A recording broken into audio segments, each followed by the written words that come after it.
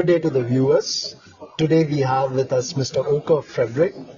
He's an entrepreneur, investor.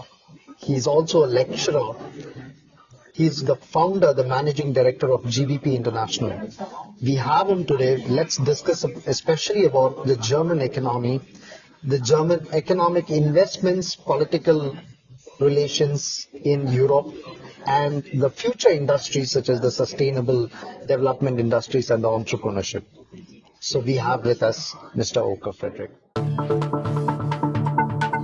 I totally agree with you on the same front because I always mention this, that competitiveness is something that drives the innovation. Now you, as a firm, you have reached out beyond Europe as well, and especially if you notice, you reached out to Asia. Right. How's your experience in the Asian markets, and could you also share more about the particular Asian markets that you have experienced your... Well, over time, the focus of our business was in Asia Pacific. Originally, I started to work on projects in Malaysia a lot. From there, we embarked into all the other Southeast Asian countries like Indonesia, Thailand, Vietnam, Singapore, and later on in China and in India. So today I have, I would say, a pretty good overview of all these three major markets, these three major mega regions. I mean, India 1.3, China 1.2, Southeast Asia 600 or 700 million. That's altogether nearly 3 billion people, which is half of the world. And they really make and shape the international economy.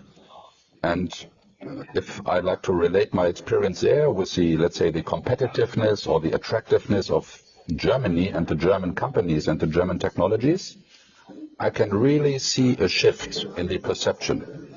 When I started there, let's say in the mid-90s or late 90s, Germany and made in Germany, inverted commas, was always standing out. It was basically easy to sell because everybody was saying, wow, Germany, you know, very strong quality, reliability, zero maintenance. That gradually has changed for two reasons.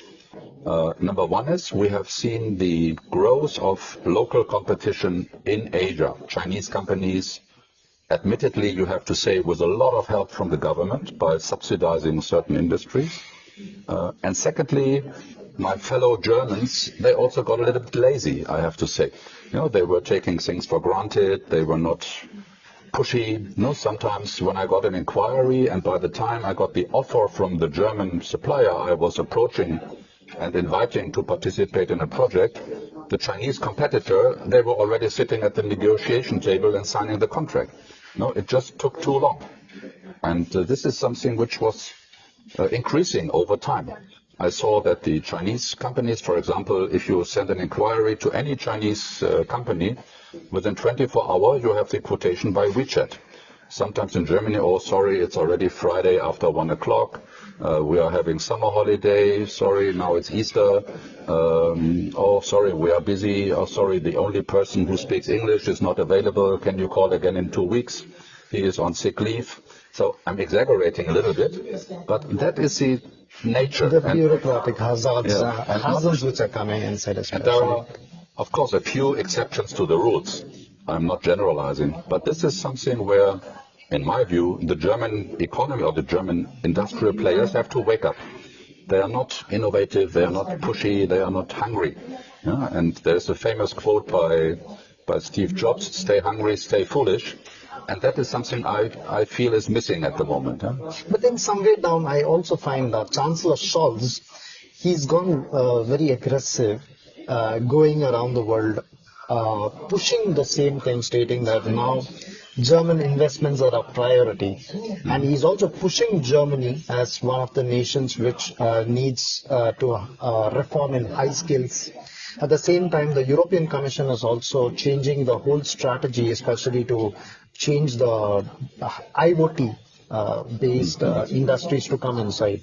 Now, how do you see these changes really reaching out from the policy levels to the investments levels and the companies reaching it?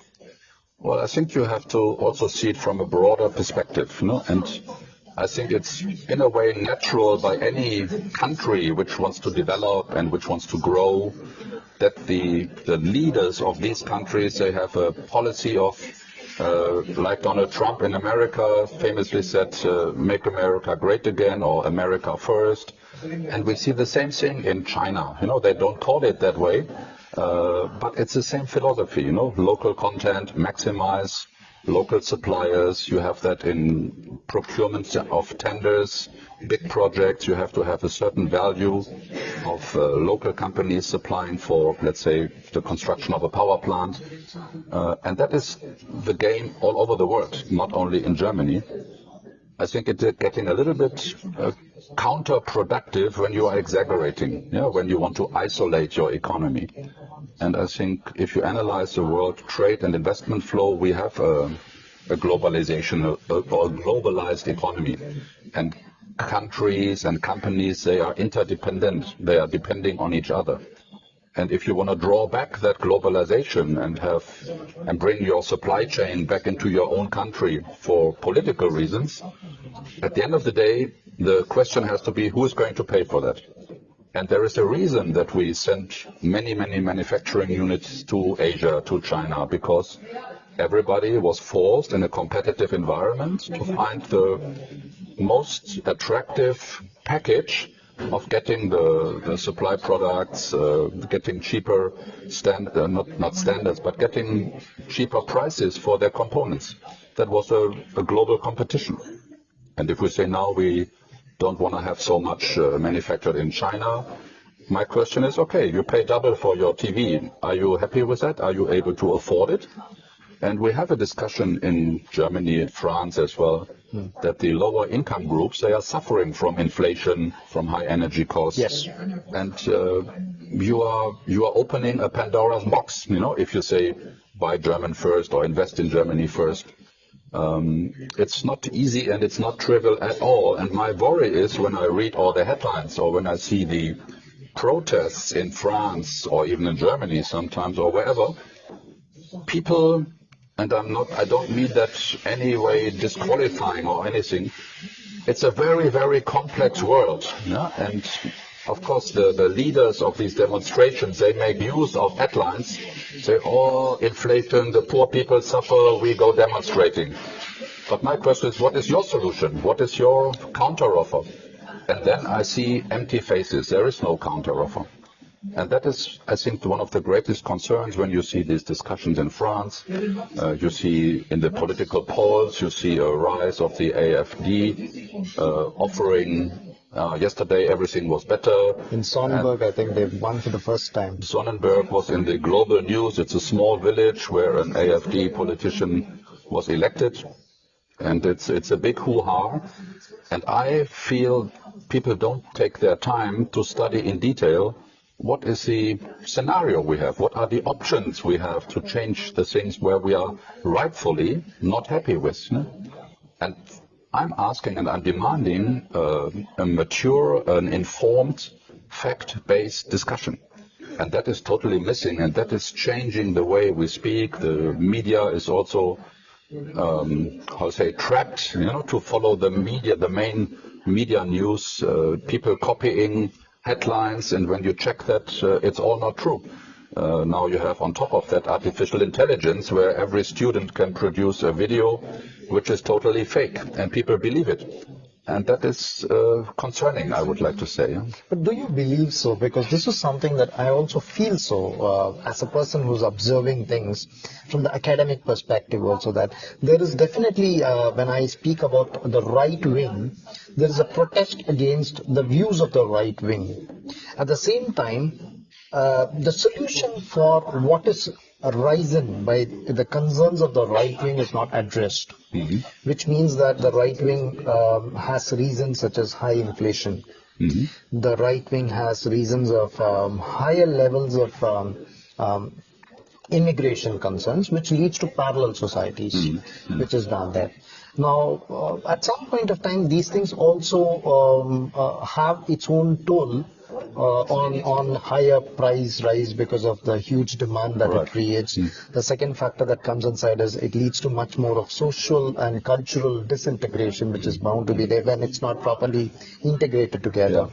So do you think so that at some point of time these issues have still not been well addressed, and to address these issues it needs to really it needs to go to the depth rather than just the superficial? Yeah, you mentioned it very rightly. You have to dig deep, to analyze what is cause and what is effect, yeah, and who is the culprit and who is the victim, yeah, and who is offering reasonable, sound solutions compared to slogans, and fetching for votes for the, let's say, the average people who don't understand all these implications. And you cannot blame the government for the inflation. It was energy risen because of Russia-Ukraine war. Of course, some companies in a free market economy, they take benefit of that and they take their windfall profits. So naturally, there are people say, hey, you have to tax them, which I think is the right thing to do. But then it's all not so easy because we are living in a very complex system, and the companies who make a profit say, you cannot tax my profit. Why? There is no legal basis. So you have to start a new law. And before you even have a new law in Parliament, not to mention in the courts, 5 or 10 years down the line. So it's a world we are living in which doesn't have easy solution and easy answers. So you have, if there is something that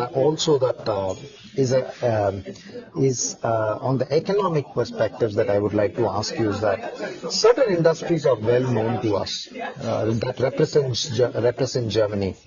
The automobile industry is one of that. The chemical engineering or the chemical industries is one of that.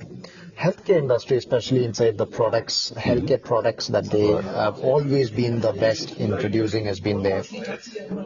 And the energy industry as well. Now, are there any other new industries which are emerging? And at the same time, could you also throw a light about the same industries and their progress in these last so many years? Well, I think that could be a very long discussion if we discuss each and every sector. And what people generally also don't know, that Germany has a massive innovation and research infrastructure, with all these institutes attached to the university, Fraunhofer Institute, as an example. There's a lot of innovation going on, but what Germany lacks is bringing innovation to the market. And there we come to private equity business. And I think it is pretty common or pretty obvious if you study the numbers, the big money is driving innovation. There is no doubt about that. Yeah? In order to be innovative, in order to come up with new solutions, you need heavy investment. And that is something which is lacking in Germany. If you look at to the startup economy infrastructure, it's very poor, it's minimal. We have the big markets in the US, in London a little bit, more and more so in Asia, like in Hong Kong and Singapore, Japan, Korea, not to forget. And that is also, I would say, a systemic shortage in Germany. We have the brains, but we are not willing to put the money to the brains. And that is stopping massive innovation where huge new solutions are going to be developed which are ready to go to market. And if you look at, for example, the awards from the Nobel Prize Committee, you see a lot of Americans there, very few Germans. Every now and then a few shining stars come out, but then you study them and you see they are working in the US. And there we call again what you mentioned earlier, the policies, come back to Germany, study, work, live in Germany. We need a kind of a reverse brain drain as well.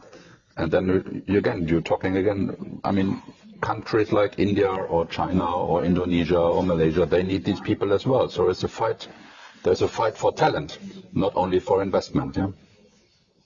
There was one very interesting thing that you mentioned right now, that startups and the funds which is down there. Now, seeing that particular thing, how do you see Germany and the ease of available for the capital for startups and its closest competitors inside the same European region? That includes Sweden, and that includes France, that includes the United Kingdom, in the region, Switzerland. Now, compared to these things, where is Germany, and especially in the support of the whole ecosystem? How do you see this? Well, I would say Germany has to change the perception of what is a startup. And the startup industry, by definition, is a definition of failure. And I don't know exactly whether out of 10 startups, whether 8 or 9 startups fail. So in order to invest into, let's say, a lottery, because nobody can predict whether a startup is going to be the next Google or Facebook or will just collapse. That tendency of a German investor, even a German fund as an investment fund, the risk aversion is still pretty high, I would say, compared to all the other countries you have mentioned. And that is the underlying reason why the money doesn't go so easily into the German startups. Germans typically are very conservative people, especially when it comes to their money. You go on the street and ask somebody, how much do you earn? They are shocked. Yeah, so it's very secretive, very conservative. In Asia, if I asked anybody how much you earn, he would say, oh, maybe $2,000, whatever, maybe $3,000. So it's a totally different mindset. How do you deal with money? How you deal with investment and with risk? And in the US, even in Asia, you are not blamed if you fail. You are blamed if you are laying down and if you're not trying again. In Germany, once you go through a liquidation process, you are more or less banned for quite a while, and you are like a black sheep in the market or in the business. That's different in other countries, and that is something I would say Germany would be a better, let's say, market if we have a more positive attitude toward giving people a second and a third chance. Yeah?